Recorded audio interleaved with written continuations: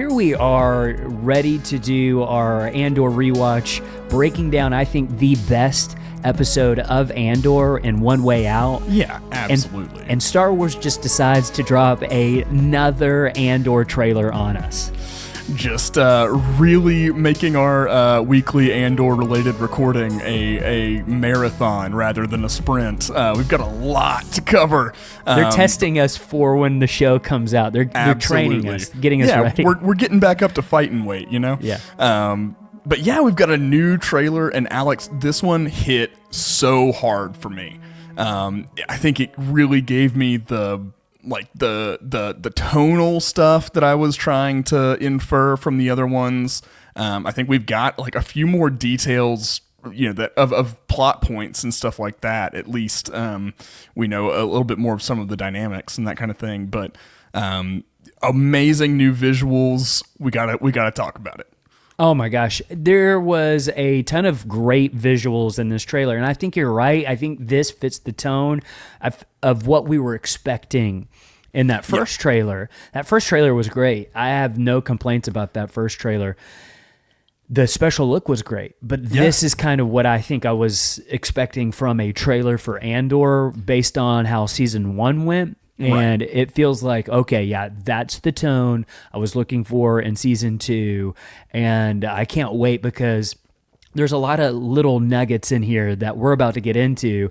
That's right. We're going to be doing a trailer breakdown and a breakdown of what I think is the best episode of Andor, One Way Out. In this episode, you get it all combined, baby. Boom. So I don't think we should waste any time. I think we should go scene by scene in this new trailer and break down everything that we found. I haven't looked into what anybody else is thinking except one thing on one planet. Everything else is our own original thoughts on this. So are you ready to do this? Let's do it, Alex. So the trailer opens up with Cassian speaking, and he says, "I came with you to be part of something." And then we see a shot of him walking down kind of a Kaminoan-looking hallway with just a sweet brown jacket. What a jacket that is. Yeah, I don't think we've seen this particular costume in any of the trailers yet. I could be mistaken, but very briefly in the first one. It was just super because there were so many shots in that first one. Right. But this is definitely a good look at it. And I think you're correct. Like, it definitely looks like Kaminoa, or Camino, sorry. Yeah. It looks Kaminoan, the hallway they're in. It could be any number of things, but it's got that fluid, really kind of, rounded out aesthetic that I expect from the Kaminoans. This seems like an expensive place, or a place that is not run down. It's a place that almost feels maybe untouched by the Empire in a certain way. Maybe. It could also just be like a secret Imperial facility that's shirking some of the normal aesthetics and stuff like that. I get the sense that Cassian is infiltrating here. I don't know that he's coming here invited or anything. Gotcha. Yeah, maybe it was built during the prequels. It just gives that vibe for sure of like, this may be a little bit older. But then we see the stormtroopers walking down into a crowded plaza on Gorman, which is a planet that's going to become central to Andor Season 2. It's a planet that we've been talking a lot in our rewatch of Season 1. And if you're not familiar with that planet and you're thinking, should I know more about it? Not really. Yeah. Like, we've never really seen it. It's just been talked about in the background, but it's going to become a big central focus in Season 2. So it's okay that you're not super familiar with it. If you keep hearing people talk about that, you are not feeling left out of anything because we really don't know a ton about it. Right. Yeah. And we may be doing some little informative pieces to fill you in on everything you need to know about that coming up soon. So look for those. And then we hear those sweet, sweet klaxons blaring. And Mac, this is when I knew we were getting a banger of a trailer, because obviously they're trying to invoke that iconic Rogue One trailer in this. And it just does something to me when I hear those, wow. Oh, yeah. Wow. I mean, it immediately impresses urgency on you, right? Because we know that kind of the rebellion has a deadline, and that's the Death Star being fully operational. Like if the rebellion does not make a significant impact on the Empire's strength before the Death Star's fully ready to go, it's kind of over. Like that's kind of the buzzer that everybody's trying to beat right now, right? Yeah. So I love that they're reminding us of that, and that is approaching ever closer as we advance in the timeline towards A New Hope and Rogue One.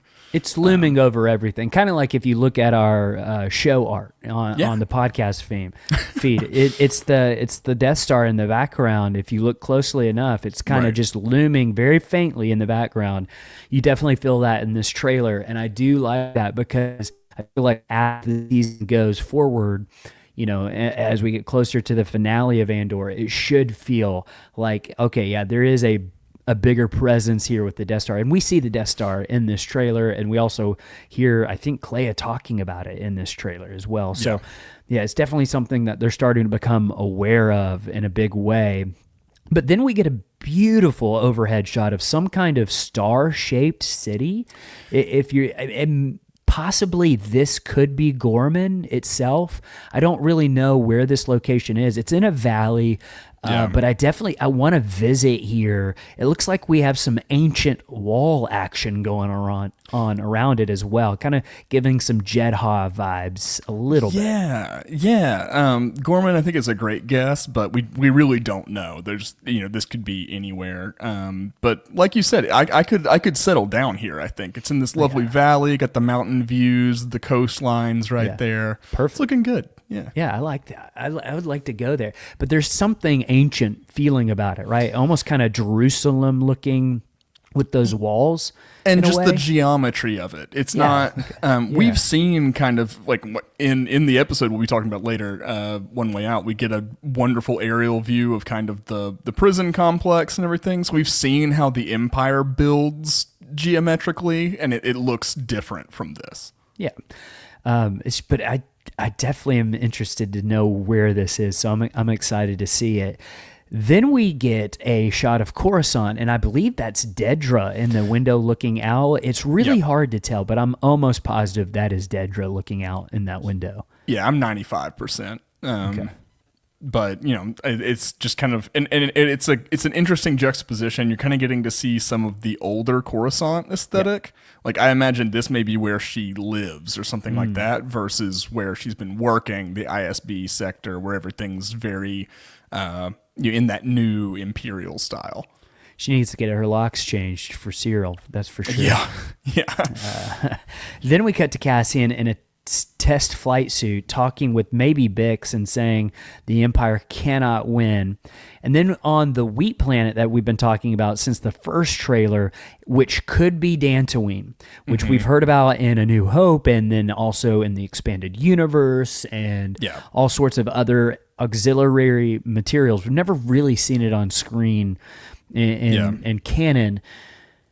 This could be Dantooine. We are not totally sure, but we see Brasso on the ground as a stormtrooper points a blaster at him, and we get a hover tank rolling by behind him. Another kind of reminder of Rogue One. It's kind of the first time we got to really see one of those in action.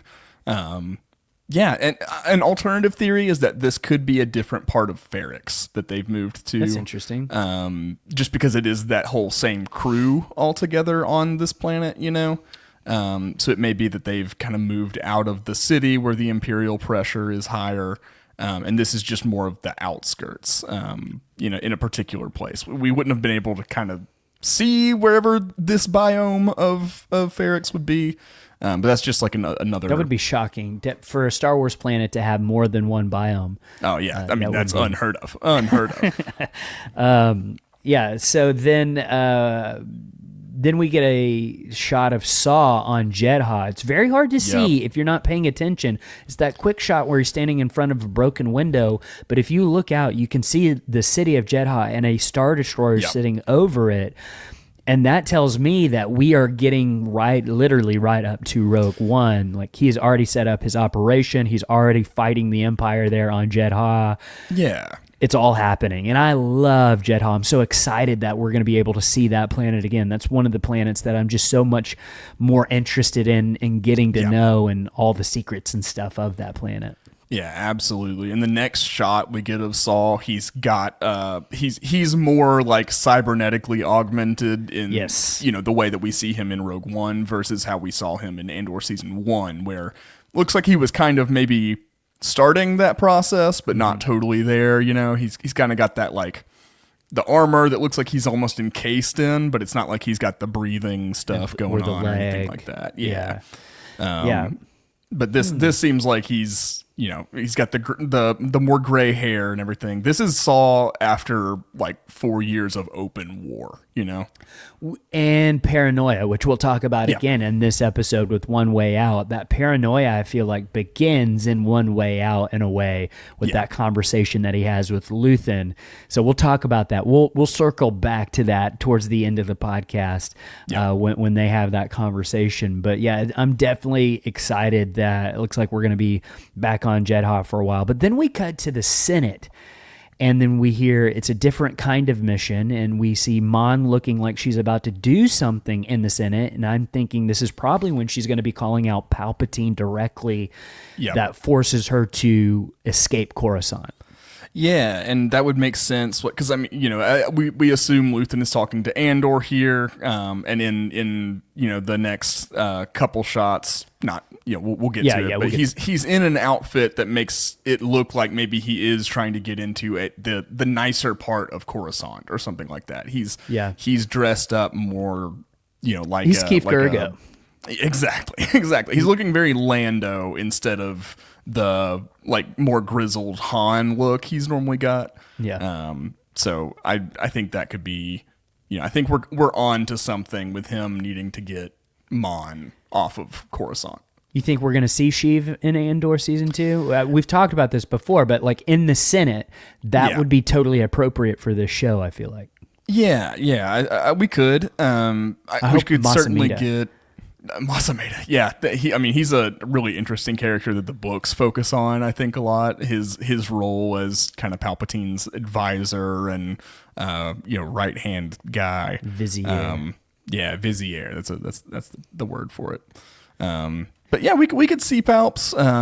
I don't expect to get a whole lot of them though. Yeah, maybe a hologram Snoke-like thing with his big head over something. I don't know. That would be cool though. Then we cut to Boots running on the ground, and I've got a theory about what's going on. It looks very jungly. I've got a theory. Yep. I think we're back on Kenari for some flashbacks. I do too. I don't know if it's a flashback. Oh, interesting. Yep. And I'll tell you why when we get to that part of the trailer, but I think this is present day Kenari. Cool. I mean, that would be bringing things full circle. I've definitely got some open questions still about, where Cassian came from and everything. Yep. Me too. Then we cut to more hover tanks or sleds moving by on what I think is Ferrix at night, past Vel and Cinta. And I think it would make sense with sleds. And here's why I'm thinking it might be Ferrix. If you think back to that first trailer, we saw like a hover sled like breaking up bricks. And we learn in this episode that we're going to talk about how important bricks are on Ferrix, and like how that could be such a insult and cultural thing that the Empire could do to really, really punish Ferrix. Yeah. I'm thinking this probably is Ferrix. Yeah, I'd agree with you there.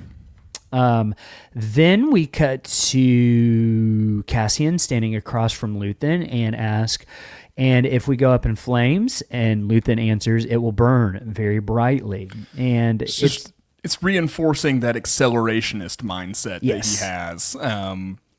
He's not really concerned about the individual success or failure of missions, or even really the lives of those he's putting on these missions, right? It's all about the greater picture. It's all about advancing the rebellion and curtailing the Empire as in broad strokes, like from an aerial view. And it's very possible that they could be talking about the Gorman protest and knowing that it could become a massacre, and Luthen might be willing to let that happen in order for the rest of the galaxy to be on board with the rebellion itself. Right. Or it could be whatever mission he's talking about being a different kind that Cassian's about to go on. Yeah. Then we cut to stormtroopers running through, I believe, the test facility for the experimental tie, and they're seeing the aftermath of what Cassian does at the end of the trailer. You can see that big hole right there. And then we get a shot of the wheat planet that could be Dantooine, and there's a community picnic going on, but we hear Bix saying, "But if I'm giving up everything, I want to win." And her and Brasso seem really happy here. But then we cut to Bix on Coruscant possibly not looking as happy. And now I'm really, really worried about Brasso. Yeah, the fact that he's not here. Hopefully he's just handling something else somewhere else. But because we love Brasso. He's a solid. He's a real one. He's that dude. And then on the wheat planet, I believe Saw's partisan ship appears overhead. The first time I watched it, I thought it was a Star Destroyer. This looks like Saw Gerrera's ship. Yeah. And it's overhead as Bix and Willman and another woman watch. And then we get a super interesting shot of what I believe is Ren Var. This is the part I was talking about. I saw a lot of people talking about this online, and then I started looking at, okay, what is Ren Var? And it does look very similar to art of this planet named Ren Var, which is kind of an icy planet. This is this shot of, it almost looks like a hut palace on a mountain. Yeah. But if you look closely, there's an Imperial shuttle sitting there. Yep. Okay. But that's, on the platform. That doesn't rule out the huts because they're kind of in league with each other. And I would love for season 2 to get into some of that stuff. I would too. How those ties, how the Empire is leveraging the different crime syndicates and stuff like that to kind of fill in some of the gaps in their fist of control, And plus it would give Diego Luna an opportunity to touch a hut. He can finally discover the texture of Yaba. Yeah, that would be awesome. But Ren Var is a planet that is associated with something, and I want you to guess, Mac, just live on air. You don't know. What do you think Ren Var could possibly be associated with when I started doing the research on this? I mean, my best guess is the Knights of Ren, just with the Ren Var. That doesn't make a ton of sense for Andor, but I'm just going strictly based on the name. Nope. Take one more guess. You're gonna have 3 cents after this. Okay. Is it the Rakatan Empire? It is. Okay. The Rakatan made this Empire. Yeah. Ren Var, a massive base on Ren Var. It's a planet that was largely explored in the Old Republic timeline, and the Tales of the Jedi, and the Rakatan did take that over at one point. And so I thought that was super interesting because we've already talked about on a rewatch the 2 references to the Rakatan. It feels like in Andor, and this could possibly be a third one. It's like, there's Bo Williman's episode right there. Yeah, exactly. Now, do we think the Rakatan Empire is going to play a major role in season 2 or anything? No. It's just really cool that the connections are there. So if that's Ren Var, that could be interesting, but there is an association with Ren Var also in more of the current timeline with Tarkin. And a lot of people I saw also were saying this kind of looks like Eriadu, which is Tarkin's homeworld. And there's an Imperial shuttle in that palace looking thing. So it made me think, I wonder, are we going to get a little bit of Tarkin in Andor season 2 as well? I mean, we know we're getting Krennic, so it'd be really cool to get some prelude to the rivalry we see that's already, it's already heated in by the time of Rogue One, right? So I think it'd be fun to get some preamble to that. I don't think Tarkin's out of the question at all. Yeah, and it's so fun to watch Krennic get so frustrated by Tarkin. Yeah. Yeah. If we do get Tarkin in a big way, though, I hope they just recast. I would like to have just a new face playing Tarkin. You can get away with it if it's if it's 4 years before A New Hope. You Look how much Obi-Wan aged. Exactly. And Tarkin's a Grand Moff, so like, it's Stressful. president rules. Yeah, it's stressful. So by the way, I was looking in, like I was reading the creation of like A New Hope, the J.W. Rindler book. Tarkin was supposed to be like a foil to the Emperor himself. Like he was supposed to be someone who was gunning for that position and trying to become the Emperor, which I don't makes know sense. that's not there. I think you can. Yeah, I think you can makes- read that. I think you can infer I do. that. He's very self-important. I think he's trying to use his command of the Death Star to eventually become the most important figure in the Empire. Which makes the clash between him and Darth Vader so much more heavy. Exactly. Yeah. Then we get Mon Mothma saying, "We must stand together or we will be crushed." And we get a quick shot of the protest on Gorman, and then Mon saying the line to someone, but we don't know who she's talking to. We then see Okay. the outs. Yeah, Well, go ahead. real fast, in this one shot of all the ISB like riot troops looking like. Yeah. Wild speculation. I wouldn't put money on this. But a thought that came up in my brain is that it might be Cyril there that's standing in the middle with it looks like he has like a stripe on his left pauldron that indicates command. Because this would be very much the same kind of position he was in the corporate sector, right? Leading these like crowd control troops and stuff like that.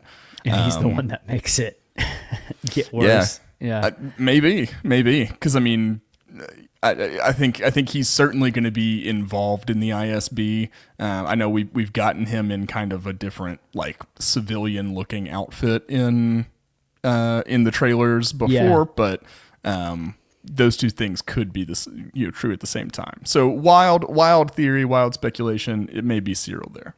It could be. We don't know. But then we see the outside of the ISB, and we get our boy Krennic saying resistance is absurd. And then we see K2 punch an Imperial off a platform, which is very satisfying to watch. It Can't has wait to for be K2. It has to be, right? K2. Like Yeah. who? Like it's a security droid they've reprogrammed. Yeah, I'd love if like that, if we saw the mission where they reprogrammed I think we the will. security droid and kind of the birth of K2. I'd love to see that. I think we will. Yeah. I think we will. Then we hear Clea saying it's a weapon. They're building a weapon, and she's not looking well. And I'm wondering, Mac, if she's getting paranoid and no one is really believing her at first. That no, they've got something, and like everyone's like, okay, whatever. Like, and she's trying to like emphasize to it. No, you don't understand. I put it all together, and they're just not listening to her. Yeah. You kind of get a sense of that with her and Vel in season 1, actually. Yes. In I think it's Daughters of Ferrix, or Daughter of Ferrix. Yeah. She's talking about how many like needy people are coming to her and needing something, and she's really trying to hold it together, organizing all this. So like makes sense that she's, I think she's feeling the stress. Yeah, it seems that way. Then we see Krennic standing in front of the Death Star being constructed. We see two tubes in the gang, which is Saw Gerrera's partisans. Yep. Which, I mean, they're looking pretty cool. They're looking good. They cut an image. Yeah, they're looking good. And then Bix and Cassian get a little frisky. Yeah. They're filling each other up a little bit in this trailer. I mean, like, in a very It's an artsy way. it's a very PG way. Yeah. But for Star Wars, that's it's R. So It's, yeah, yeah. hand holding is R. Like Yeah, it's a lot. Man. you get one very concise kiss, and that's what's allowed to show romantic affection in peck. Star Wars. Yeah. Yeah. But Solo was also kind of like, Solo. Because we got a little more than that. Then we see Mon saying, in the Senate, the monster will come for us all. And I'm sure she's talking about Palpatine there. It's got to be her. This is the public denouncement. Yeah, I think you're spot on with that. Then we get a really interesting shot in 52 seconds where Dedra is clutching at her throat. And a lot of people were thinking this is a force choke, but I don't read that this way. It almost feels like a panic attack to me. I almost got like she's in an airlock that's being voided of air. Okay. Because like it's not the typical. Normally, when people are force choked, they're kind of like paralyzed, you know. And yeah, they're like shocked. Yeah. She's clawing at her throat and stuff like that, like she's just actively suffocating on like not choking but suffocating, you know. Yeah, but that's kind of what a panic attack does. So right in those high collars, you're gonna want to like if you're freaking out, you're gonna want to rip that thing off. So just I don't know. I don't get a vibe that it's a force choke. I don't think we're gonna see Darth Vader. I think that would ruin it for Rogue One a little bit. I agree. I could see Palpatine force choking her. I mean, but that opens up a whole other can of worms too, because she's got to go at that point because she'd know the secret, and nobody can know the secret. Actually, I don't think force choking is a Palpatine thing. I think he would just snap her neck with the force and just be done with it. Yeah. Right. I think before all that though, he would just hire some shadowy agent to come torment her instead of that's more a Palpatine thing. He would hire a shadowy agent who would hire a shadowy agent to go do that. Exactly. Yeah. That's the Django Zam Wessel. Yeah. And then we hear revolution is not for the sane. Yep. That's a fun line. Yeah. We see some people looking down a tunnel. Again, maybe on Ferrix. It's raining, it looks like. I don't really know what we're supposed to take from that. It's just a shot really quickly. And then Luthen is checking his wig in the mirror, but he looks maybe a little shaky. Something looks off about Luthen in that shot. Yeah, he's looking a little bugged. Yeah, I don't know what's going on with him. He's wigging out. Yeah. That's what it feels like he's on drugs, to be honest with you. Yeah. Willman is firing a blaster on the wheat planet, and then Saw Gerrera says, "You're right there, and you're ready to fight." And I have no idea who Saw is talking to here, but they've got a mask on, like a breath mask or something. Yeah. Just a wild guess with almost nothing to back this up. I wonder if it's Melshi. We know Melshi's going to show back up in season 2, and I don't think we've seen him in trailers and stuff really. And this is just the back of somebody's head. He would have grown his hair out and stuff since we saw him on Narkina 5. Was he part of the Partisans? Or is he part of the Alliance? He was with I thought he was like kind of in the World War II, or like more like Vietnam gunship style landing on the beaches and stuff. I thought he was doing that. He was, but I just can't remember where he started in that movie. So who knows? But we don't know where he showed back up, and we know that he does. So yeah, right. Could be. We see a concussive blast knock Bix and Cassian to the ground. Bix is crawling away from an Imperial on the wheat planet, fighting him. Yep. And then we hear there's a future here for those who dare as Krennic smiles, and we see the wedding of Leda. We see Mon and Perrin is walking around the couple. We get a quick shot of the Gorman protest, and then Cyril finishes his line. And a lot of people are speculating that Cyril could be turning good, like we have kind of thrown out there, and we go back and forth on because of the way his hair is getting curlier, like more naturally curlier, and how he's not wearing gray and he's wearing brown in all the season 2 stuff, which is typically an indicator of the rebellion, like those earth tones. Right. I don't know. Yeah, I don't know. I'm not ready to make a call on Cyril yet. Yeah, who knows? Then we get a lot of busy, quick shots. We get one of Cassian turning. We get one of stormtroopers running. Luthen's coming downstairs. We get KX droid sitting in a room with people, which is interesting. I don't know what's going on there. Yeah. We get a man slapping his forearm like The Rock when he gets goosebumps. Mama Rhodes. We get Mon Mothma dancing. We get Partagaz gazzing. He's doing his thing. We get He's Partagazing. He's We get Clea crying. She get the single tear thing going down her eye. We get people running through the jungle, and I have a theory. Kenari again. It's Kenari. Yeah. But if you look closely, it looks like Cassian's crashed on the planet, and the people are trying to get him out of there. I wonder if this is his tribe now older. Yeah, that'd be a great thing. Marva indicated that nobody was alive on Kenari anymore. Like that group didn't survive, but we don't know. We don't know. Yeah. Like I tend to believe Marva. Like I kind of didn't the first watch through, and I kind of just take Marva at her word for the second watch through that we've done. But it's an interesting thought though. Yeah, and it's also because it looks like he's crashed, and it kind of looks like he's still wearing that test flight suit. So I wonder if he takes the tie, does what he does, he's being chased. He doesn't really know what to put into the coordinates for hyperspace except home, right? Like maybe to go home, and then he ends up crashing on Kenari, and his tribe finds him. Yeah, that's an interesting thought.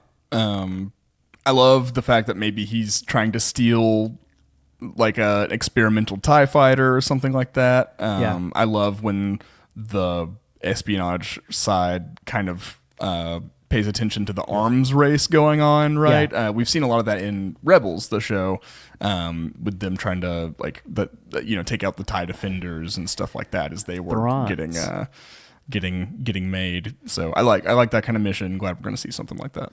Yeah, and then the trailer ends with "Welcome to the Rebellion," and we see a shot of Cassian in the TIE as it bursts out of the facility, and that's the end of the trailer.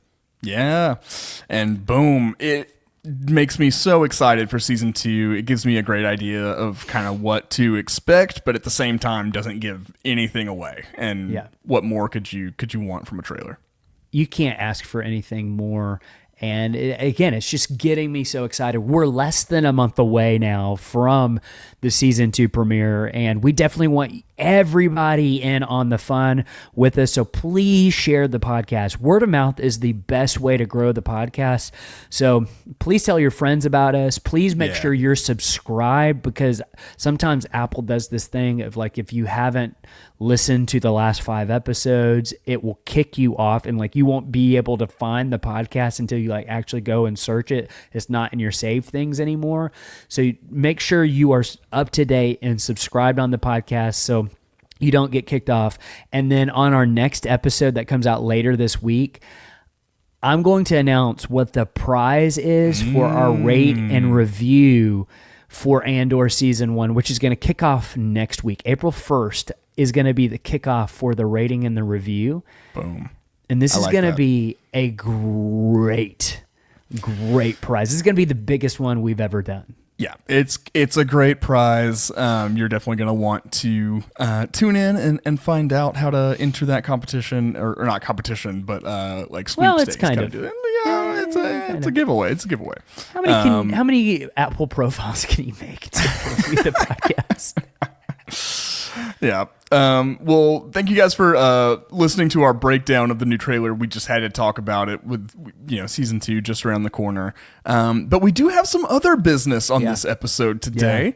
Yeah. You are listening to Children of the Watch. I'm Mac Lacey. He's Alex Maxwell. And we are going to be talking about Andor Season 1, Episode 10, One Way Out, which I know is just...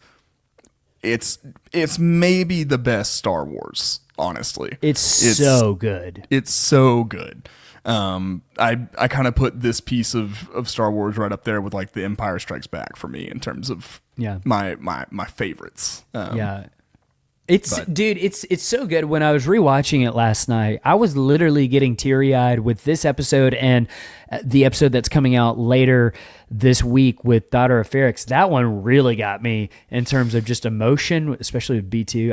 I was going through something, I guess, last night. But it hit different this go around somehow. I don't know what that's all about. But I had a different experience too. But this episode, Mac, I have so much fun. This is like, if I am trying to convince someone who maybe doesn't watch Star Wars and they don't have a lot of time to watch a movie, maybe I'm going to show them this episode, because I think it captures almost everything that I love about Star Wars, minus the Force and the Jedi stuff. But Right. that, in a weird way, is still kind of present in this episode in terms of the feeling that it invokes. This episode, I think, is all about hope. And that's really what Star Wars is all about. And Absolutely. And making sure your fellow man comes along with you in that hope, that you don't leave people behind when you're running one way out. Exactly. I just love this episode so much. It's so good just in terms of rallying together for a common cause, doing something that matters and that is right, even if it's maybe seems doomed, like doing it anyway. All these things, self-sacrifice. There's all these themes that are just so present in this episode that I think Star Wars is all about. So I think we should get into the breakdown. Let's get into it. So our director, as always with these 3 episodes, is Toby Haynes, the writer Beau Willimon.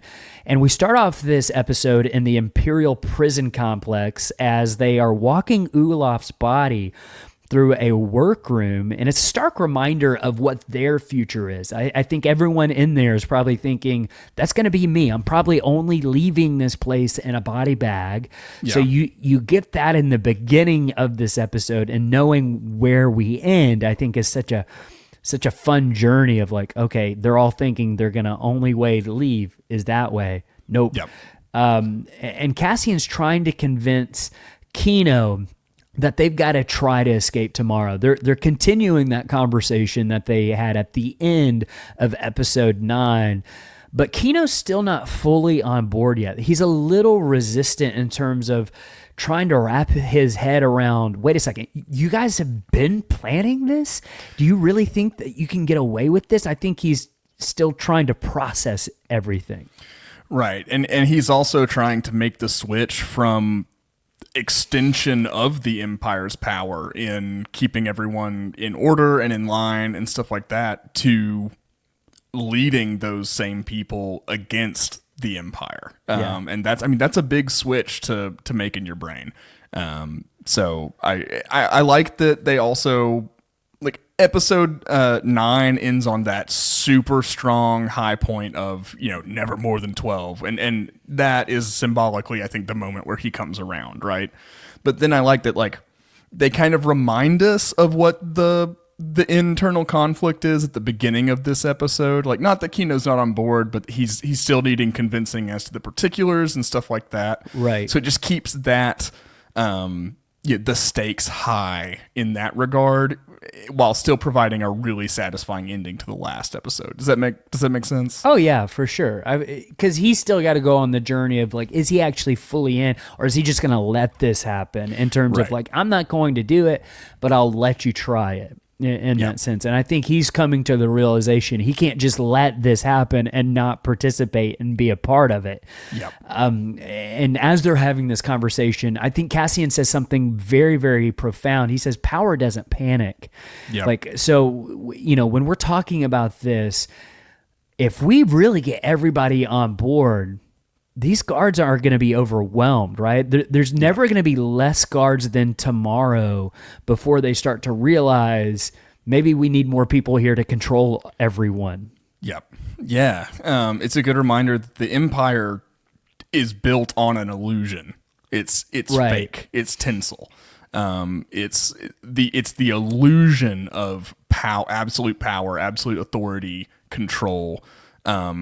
Whereas actual power resides in unity and solidarity and numbers and hope and that personal investment in the conflict, and that's what the prisoners have. The prisoners have all those things. So love that line, love that discussion. It's so good. And the plan revolves around Olaf being replaced. They're kind of waiting for a new member of the crew to really execute this. And now they have the perfect opportunity because of Olaf's death. And Cassian says he'd rather die trying than giving them what they want. And one of the things that I noticed on this particular rewatch is everything Kino says later is something that Cassian says right now. Yep. And so you can tell that these words is what really inspired him and really solidified that change. And it goes like, obviously, like Cassian is right later when like it has to be Kino that's kind of the on the surface leader of this whole thing, because he has that, like, people trust him and he has that position and that voice and that command and everything. But this is showing Cassian's ability to lead and to inspire. And that's something that I think is that's his superpower. Even if he's not the leader, he's always showcasing leadership, Yeah. Yeah, that's a good point. And Kino's starting to realize that he's right by the end of the conversation. And as they walk to their cells, everyone is just starting to ask, okay, what is going on? What's happening here? And Cassian tells them all. And it's just a reminder that all of level 2 was fried. They killed everyone because they just recycled a prisoner and everyone found out. And rather than deal with it, they just killed everyone because they were getting a little anxious and they were starting to riot a little bit. But then Kino loses it. And he says, "No one is getting out," he yells. And then he tells them that the rumors are true. They're not letting them go.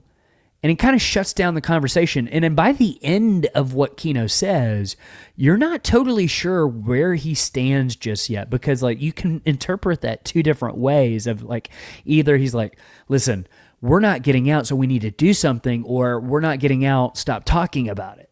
Right.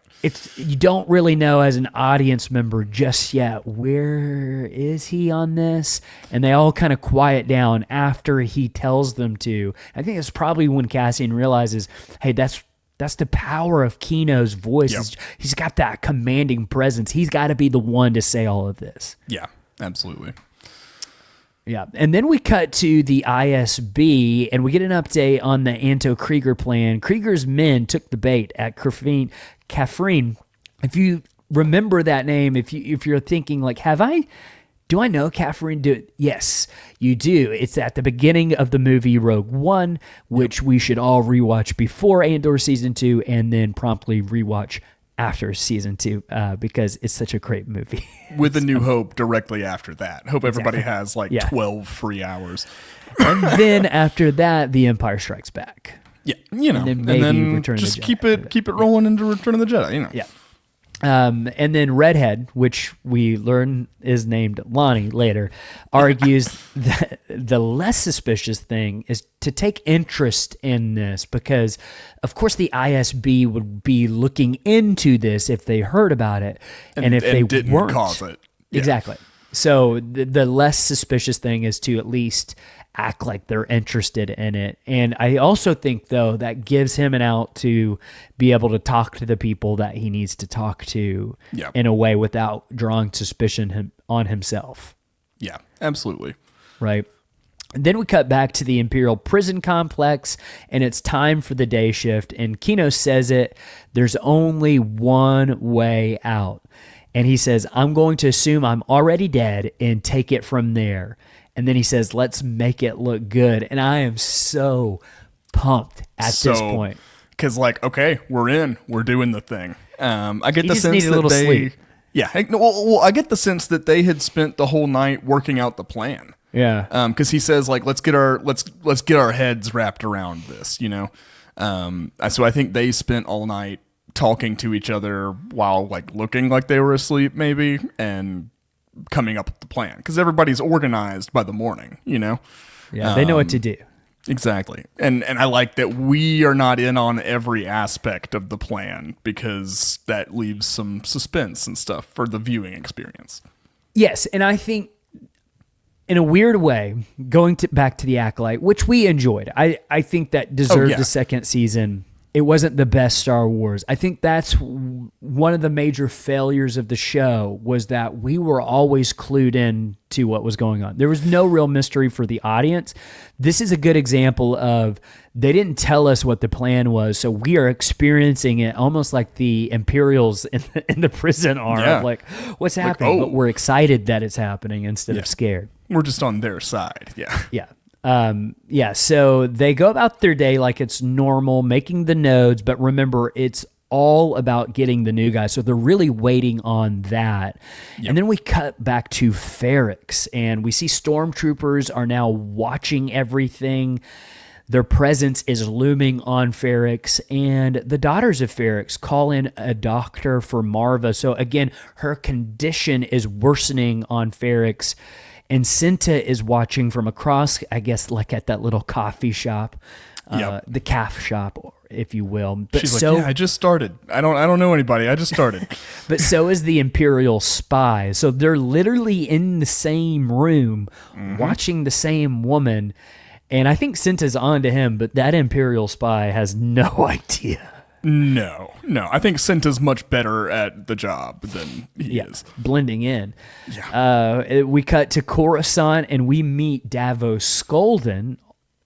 Gross. This guy. Slimy. Like, the costume and hair and makeup and everything, amazing for this dude. You know exactly who he is.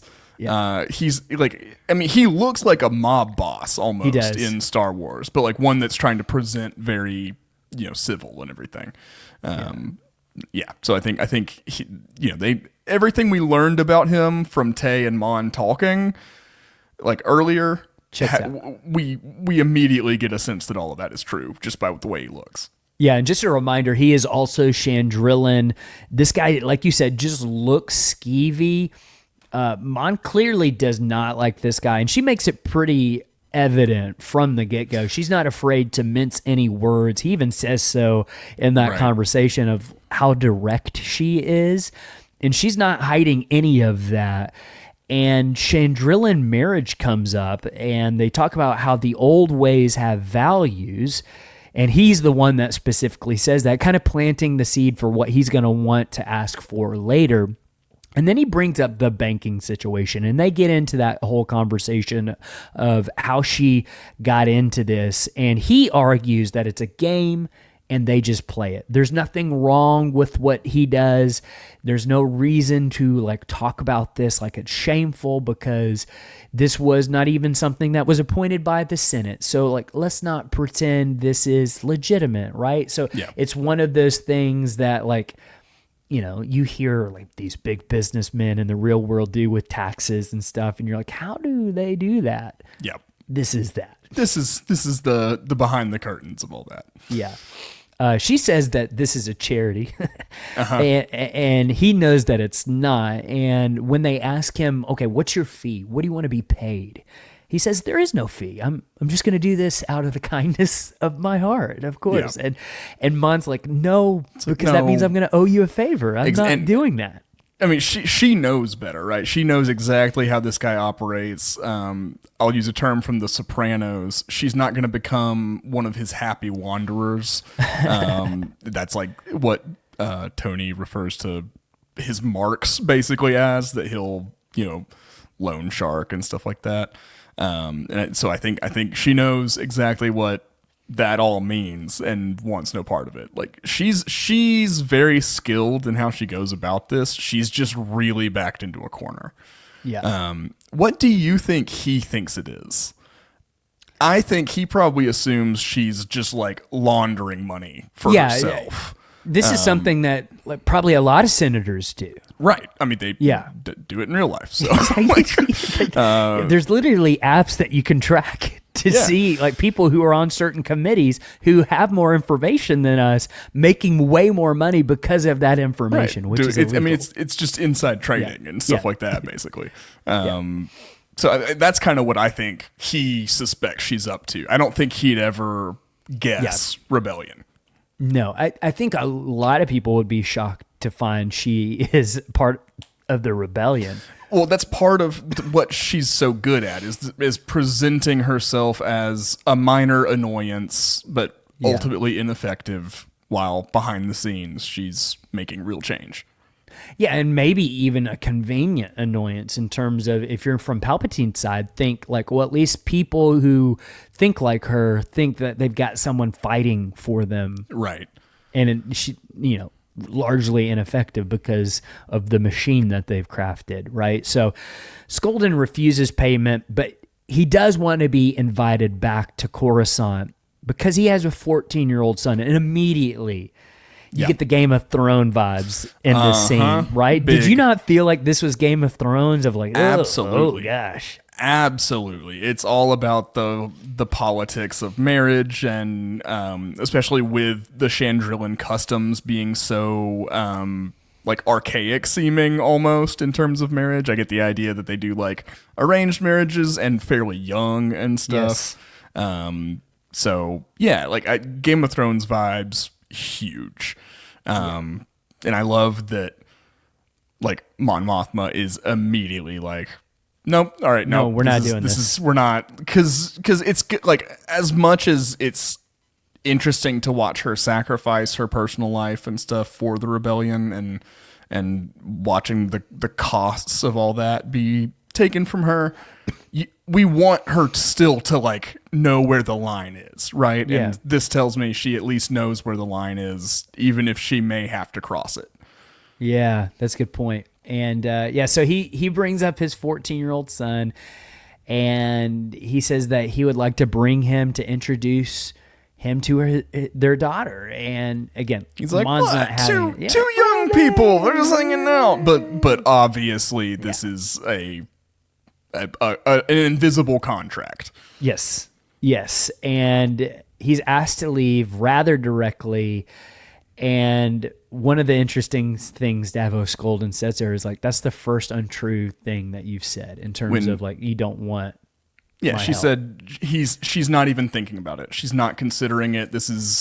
And he calls her bluff by being like, no, you are. I can tell you're backed into a corner. You're desperate. And I just got to wait you out. Yeah. You're like, I'm in your head now. And it's just so skeevy. Yeah, I mean, this guy's hair, just the way he's done his hair, you can tell. You don't want to be with this guy. But then we cut to another place on Coruscant, and it's the antiquity shop. And Clea says that there was a mark on the fountain, kind of a signal of, okay, our contact is ready to talk to us. And it's been a year since contact with whoever they're talking about, but we know that now that we've seen the whole episode, it's Lonnie. It's Lonnie. And Luthen goes on to say, I believe he's the one that says this. He goes on to say, if it's a trap, we are already lost. Like, if Lonnie is turned on us, if he's flipped, like we're done. All of this is over. So like, we might as well go meet with him. Yeah. Right. That's the vibe that I'm getting from Luthen. It's like, listen, it's over if he knows. So then we cut to the Imperial prison complex on Narkina 5, and they're starting to lose their nerve a little bit. Seems like they're starting to get a little antsy for whatever's about to happen, but not Kino. He's actually gaining confidence as the day goes on, where everyone else is getting a little, I don't know. Kino's projecting absolute confidence. It's like he's gaining it. He's like a fighter getting ready to fight. I get the sense that once he makes a decision on something and puts his mind to it, he's gonna just gain confidence from there. Like I think any indecision or apprehension he was showing earlier is just because he didn't know where he was gonna land on the decision and stuff. Now that he's made his choice, it's all in. Yeah, and this is the scene, right? I mean, what we're getting into is what makes the entire episode. This is the good stuff right here. All of it is the good stuff, but this is just pure adrenaline. It's like pure payoff too. We've been waiting for this moment for like 3 episodes, and it couldn't be more like poignant, It's so good. So Cassian gets to work at cutting the water line in the bathroom. and they're about to get a new prisoner, and the music is picking up. The music is fantastic in this episode as well. Like it's been fantastic, but it's been more subtle and in the background. This one really stands out in terms of the music. Yeah. And as the scene goes on, the music's really picking up. Cassian finally gets it. He finally cuts the water line in the bathroom, and water starts to spray everywhere just as the on-program alarm sounds. Yeah. And in my notes, I just wrote down the tension in all caps because you just feel it so palpable in this scene. And Cassian comes out soaking wet. Yeah. I'm like, does like nothing happen. He's just... Well, it's good, too, because, I mean, like, all the other prisoners start looking around at him and noticing, okay, we're on. Like, that part of the plan is complete, and we're good to go. Yeah. It's cool. Yeah, because the water is leaking out all over the floor. And as you know, as a viewer, you're starting to pick up, okay, I know what they're going to try to do. Yeah. See where we're going here. And so then we see the lift starting to descend and the act begins. They start to pretend fight at one of the tables to draw the distraction. And then Cassian stops the lift with his pipe that he has hidden. And that's when the attack starts. The new guy actually jumps in on this and takes the stun baton, and he knows what to do. He starts attacking the guard. He has no idea like that everyone else has a plan. He's just in on it because he doesn't want to go to this prison. And then Kino orders the attack, and here's the thing. At the beginning, they're at a major disadvantage because of the height, right? They have the high ground. Right.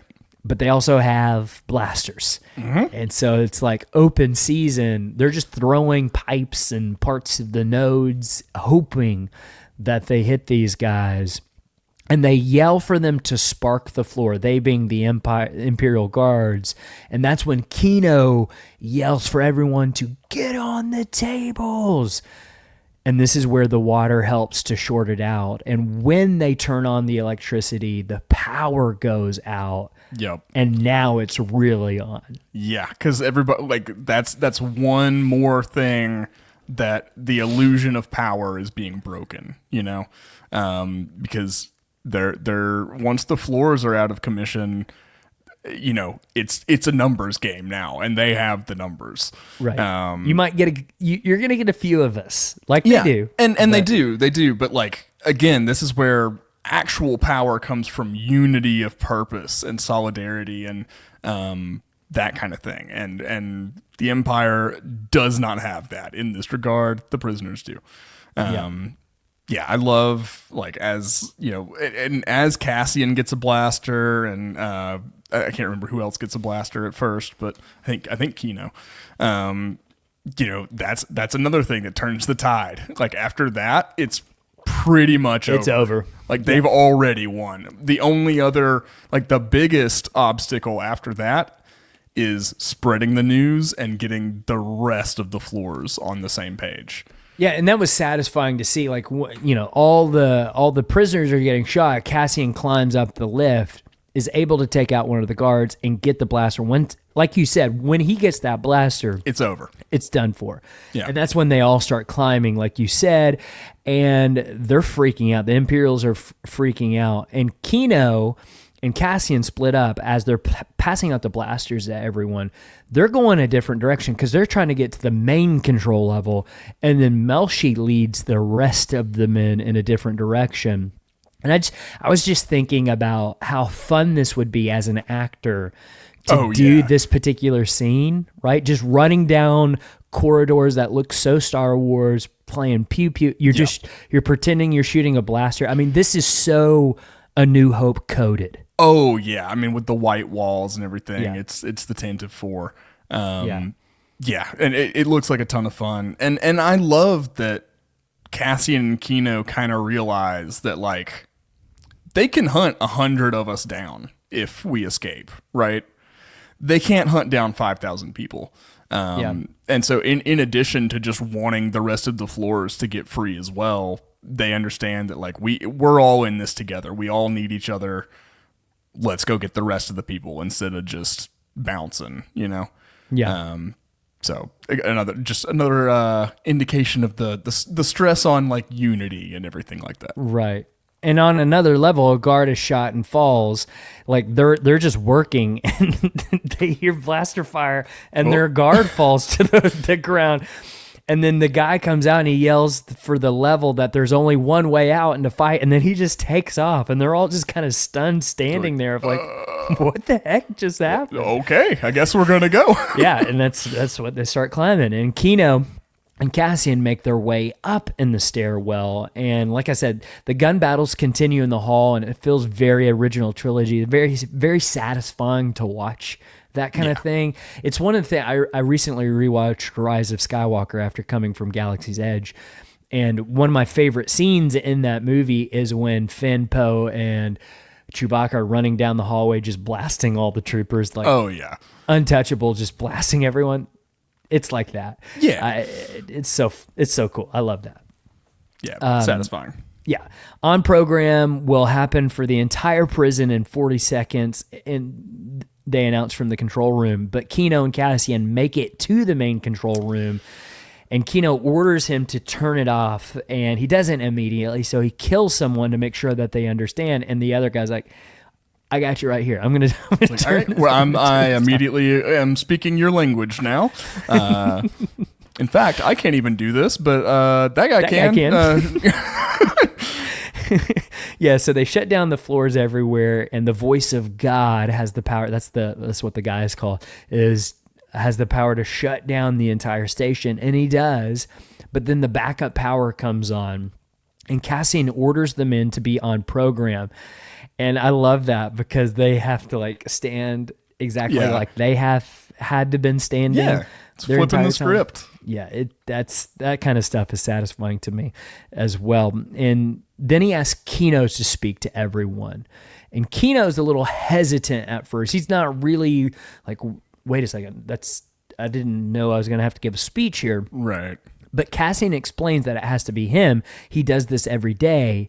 And after some thought, he begins one of the best monologues of all time. It's so good. It's a little disjointed, like as it would be if you're in this situation, but like he eventually kind of finds his momentum. The words that Cassian had used to convince him kind of come back into his mind, and that recenters him. And as soon as he gets one of Cassian's phrases out, he's good. He gives. I do like that Cassian response. That he kind of like, he seems taken aback a little bit whenever Kino just starts repeating what he had told him earlier. Of like, oh, maybe I do have some influence over people. Right. And it may be him kind of realizing what he's been doing subconsciously the whole time, which is inspiring people. Star Wars is the best, man. Yeah, so he's explaining the situation, how all the floors are cold, that they don't have enough guards, and they know it. And like we said, he reuses Cassian's words. But I really like the intercutting of his speech and all the levels breaking free. It's just so good. This is so cool. And then to end it with the one way out chant. Man, the music, everything about this scene is just perfect. I love that the guards are hiding in a little control room. They're all afraid, and you can see everyone running past. And then when they reach the end and they see the vast ocean in front of them, the first man just says, one way out. He jumps. Somebody's got to do it, because I mean... You're gonna sink or you're gonna swim. That's the choice. Those are the choices. And then we get the heartbreaker. This I remember when I saw this the first time. I was just so devastated at this scene of Cassian looks back and he's like, "What's wrong? Where are you not gonna come?" And Kino says he can't swim. But before Cassian can talk about it further of like, hey, maybe we can help you, whatever, he gets pushed off. Yeah. And then we're just left with Kino watching everyone jump out as he kind of just stands there. Yeah. And they're all swimming away from the Imperial complex that is shaped like the Imperial crest. Yeah. Now, I like that touch. What are you going to say? I was going to ask you, what are your thoughts on Kino? Like, are we going to see him again? Is he a character that could pop up in season 2, or is his story done? I go both ways. I was thinking about that a lot watching it back this time. I was going to ask you kind of like why you thought this was the decision they made with Kino. In my opinion, it's to show that the end result for you personally is not the greatest good, right? The greatest good is what everyone can accomplish together, and like doing the right thing, regardless if you're going to be able to personally benefit from the courage you show, you know? So like in that regard, I kind of think he's done. But I really love him, and I would love to see him make it into the rebellion later or something like that. So I think it's possible, just because we don't know what happens to him. Cassian doesn't know what happens to him. They may have just been kind of trying to leave that a little bit open, if they could get Andy Serkis back or not. That I'm sure that was a question they had. But it's I think he could show up. I would not expect it. But I could just see him pop up already in the rebellion in a different rebel cell or something like that for sure. But in regards to what I'm going to share a fun Snoke theory at the end of this. Okay. Okay. That I don't think is true, but it could be because of Star Wars. But in regards to what I actually think happened to Kino Loy, we've been talking about this entire arc, how it's a microcosm of the actual rebellion that takes place. And I think you said earlier about Kino maybe not getting his own personal want out of this, even though it was for the greater good. You can almost compare Kino's character to maybe what will happen to Luthen, right? We could totally see Luthen die before he sees the realization of the rebellion dream come true. Yeah. And even like Cassian at the end of Rogue One, right? Like, they don't know if the rebellion wins or if they even really actually got the plans at the end of Rogue One. They just have to hold on to hope that somebody was listening. It's kind of a little echo of that here. Yeah. Honestly, the rebellion is a big relay race, passing hope from one entity to another. That's kind of how I view it. It's all these individuals knowing when, their time in the race is done and being able to pass that baton off to the next people via accomplishing the mission, inspiring, and that sort of thing. So I mean, I definitely see that. I think especially based on what we're going to talk about with the next scene, which crazy that the episode didn't end here. And for real. And the next scene kind of ramps things up even. I don't think I really appreciated it the first couple times I watched through it, but I really dug in this time. But yeah, I think Luthen, I don't expect to make it to Rogue One. I think season 2, something's going to happen based on the speech he gives later. So I agree. But the Snoke theory. We'll get to it. I want to save it to the end. I want to save it to the end. It'll derail the entire podcast. Fair enough. So they are all swimming away from the Imperial prison complex. They did it. They broke out. And then we cut to Coruscant, and we see Lonnie, the ISB agent, making his way through the lower levels of Coruscant. I love how seedy everything looks here. Yep. And he gets to an elevator to go even lower, which you don't want to do on Coruscant. The lower you get, the worse it gets on Coruscant, right? Yeah. The lower you go, the more crime is the power of the land, Yeah, like level 1313 is supposed to be one of the most corrupt levels on Coruscant. Imagine I get level that it's 1. like well, I guess 1313 is like what I imagine as it's the last habitable layer, and then everything else is like the undercity of Terrace in Knights of the Old Republic and rat stuff. Ghouls There's rat everywhere. ghouls down there. But yeah, so I mean, like level 1, I think is probably ground level on Coruscant is nightmares live there. You don't want to know. You don't want to know. But yeah, so he takes an elevator to go even lower, and as he does, he finds an earpiece and he puts it in, and Luthen begins speaking to him. And this was a big shock the first time that I watched it. I'm like, oh, this guy has been turned. Yeah. This, and again, you need people like this in the rebellion because you're not going to be able to get the intel that you need without people like this. Right. And he asked him if it's a trap, and if it's so, press 215 on the lift. He doesn't.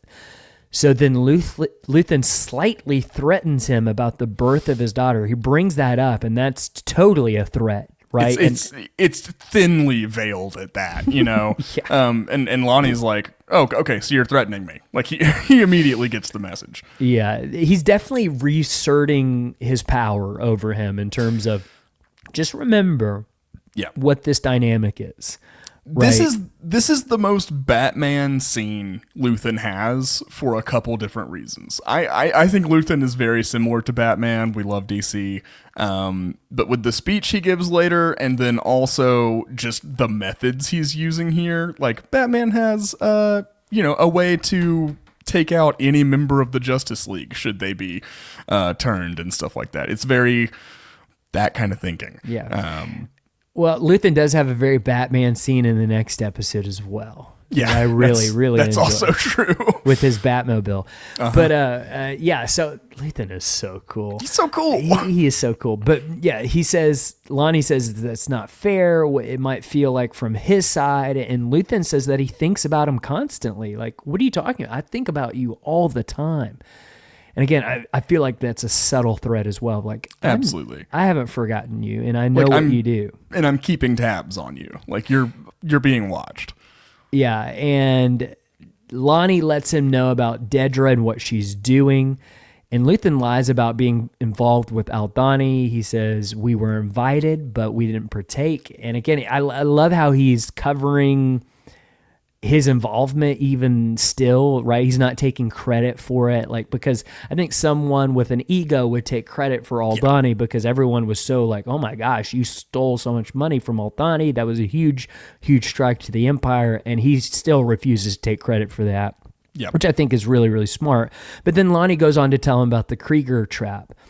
And Luthen says that he's going to let it happen, that they cannot risk Lonnie being found out. And he says it's just 50 men, like it's nothing. But then the lift stops and opens, and there he is in his incredible glory. Just the way that he's standing, his presence. Again, like you said, this is so Batman. His cape is even blowing in the wind, you know? Like it's great. Oh man. And Luthen tells him, listen, you can't get out, because Lonnie wants to get out, and he reminds him of the vow. Now, remember, Vel and Mon Mothma said that they also took a vow. So I want to know more about whatever this vow was. Like, how did this happen? How did they get there? Right. Is this just like an individual vow that everybody takes when they sign on, or is it like, was there a meeting at some point that everybody together? And that's more what it seems like to me. It feels that way. So I would love to get some insight into that in season 2, but I don't know that we will. Yeah, Lonnie would be a great candidate for the rest of this book series that we're reading with Reign of the Empire. Like, he would be a really good character in this. I want to know more about him, because he goes on to say that he's been doing this alone for 6 years, that he's been like in the midst of the ISB alone for 6 years. And Luthen asks him what his plan is. Like, okay, so you're going to walk away. What are you going to do? You're just going to stop? You're going to pretend like you never were a part of this? What's your plan for really breaking away from all of this? And then Luthen lets him that there's no way out. Like, where we just learned there was one way out in the prison, Luthen is telling Lonnie there is no way out of this. You are in this whether you like it or not. You cannot say that you are done. Yeah. And he's right about this. He's actually right. Like, you can't, like, if you're this deep, you're going to be found out eventually. Right. Like, if you don't continue on with this, they're going to find out about you. Yeah. Yeah, absolutely. I mean, strategically, Luthen's not wrong, you know. It is an interesting look into how people can kind of be found in a prison, even on the good side, though. But then it's like, it's a prison of duty, not of anything else, I guess. But you said duty. Lonnie says that his sacrifice means nothing to him. He's like getting offended. Like, I am sacrificing so much. I've got a daughter. You just brought her up. I have to carry around this weight all the time, and that means nothing to you. And then he makes the mistake of asking Luthen, "What do you sacrifice?" Yep. And Luthen's going to shut him up real fast. And then somehow we one up the monologue that already happened in this episode. Yeah. And Stellan Skarsgård gives the best speech in all of Star Wars. You can fight me on that. There is not a better speech or monologue in Star Wars than this. I don't know that you're wrong. I don't think I would fight you on it. It's amazing. It's talking about, you know, of course, everything he's giving up. He's totally forsaken the idea that he'll ever have peace of mind or, you know, any kind of calm or any kind of the normal life. But even just beyond that, he's talking about he's given up decency. He's become a terrible thing in order to fight a worse thing. And that's so Batman. Yeah. But in his speech, he also said that he started an equation 15 years ago. 15 years before this is when the Republic transitioned into the Empire.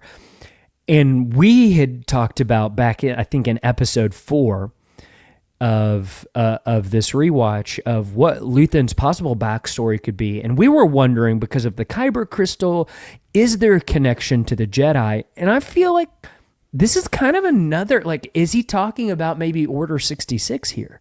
Of like when maybe someone he loved who maybe was a Jedi was killed, and that's what started it for him. Yeah, I mean, I think that could be, like you said, the Kyber crystal, you know, raises some questions in that regard. He could even have been, you know, like in the Church of the Force or something like that, with the connections to Jeddah that are, you know, from we know that we're going to at least be going back there a little bit in season 2. You know, I could see, like, he's almost talking about all these ideals that I held sacred before. Like, he mentions a lot of things that are kind of in the, like, you know, peace and harmony, and like he's forsaken those things, almost like that was what he was all about before. So I could honestly see him having been like a former, you know, Church of the Force, Church of the Wills kind of guy.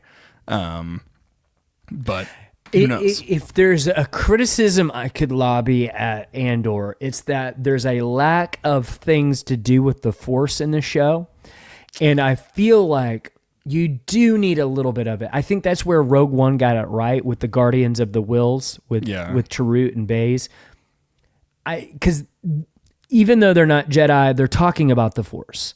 And I mean, Chirrut has supernatural abilities, basically. Yeah, I mean, he's as close to a Jedi that we're gonna get in that movie. I feel like Andor season 2 needs to bring it up a little bit more, right? Like I would like to hear about it a little bit more in season 2 in terms of some sort of connection to the Force. I'm not talking like Ahsoka level type stuff here, right? That's not what I'm talking about. It would be nice if maybe Luthen was in love with the Jedi and there was maybe a forbidden love thing going on. And that's our connection to like what started the rebellion was the fall of the Jedi. And I kind of like that idea in a way of like the love he had for a Jedi is what sparked the rebellion. And so I don't know, there's something kind of nice thinking. I don't know. Yeah. I'm pretty good with Andor being like from the perspective of someone on the ground in the galaxy, right? And I'm fine with that. because it's Han before he met Luke or Obi-Wan. It's he's a man of the earth, so to speak, the galaxy, the world. He's not really looking to the metaphysical or the spiritual or anything like that. But like you mentioned, I think you can see the Force in how hope, is kind of transferred from one to another, or in like I think a lot of the luck and stuff that the rebellion has experienced and has helped them pull through. That can kind of be viewed as a guiding invisible hand of the Force in things. I just want to hear him say it. Like, may the Force be with you, or no, not that. I want a little acknowledgement of it. Even like, I agree with you that I do think this is better, just ground level. I don't want Jedi in this. I don't want Darth Vader talking about those things. I would just like to hear, like, maybe Luthen give another monologue of like, here's why I'm doing this, and this is what my love believed in. I don't believe in it, but I want to honor them in it. Yeah. You know what I mean? Like, I don't know, just something to draw us a connection to that side of the world, and then just move on. I'm not talking like every episode or anything like that.